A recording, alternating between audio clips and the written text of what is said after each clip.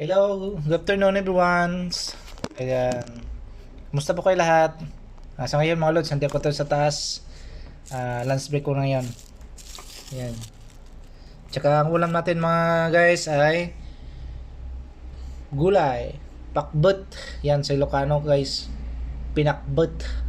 Malalim na pronounce yan mga guys. Pinakbet. Ayan. May ampalaya.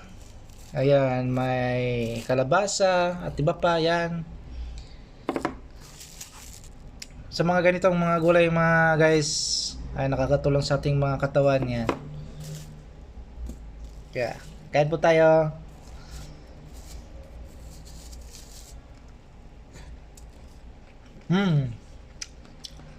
Sarap sa lods.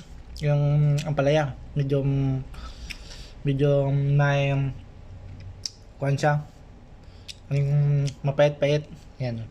Pero okay siya. Isa din sa nakakatulong sa katawan. Ampalaya, pampalinaw ng mata. Yan.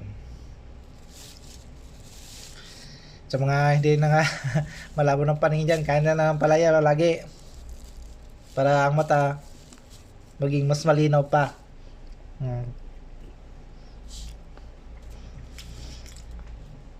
Yeah. Don't forget my YouTube channel mga guys.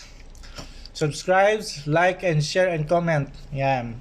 Thank you for watching everyone. Ingat po kayo lagi. Love you all.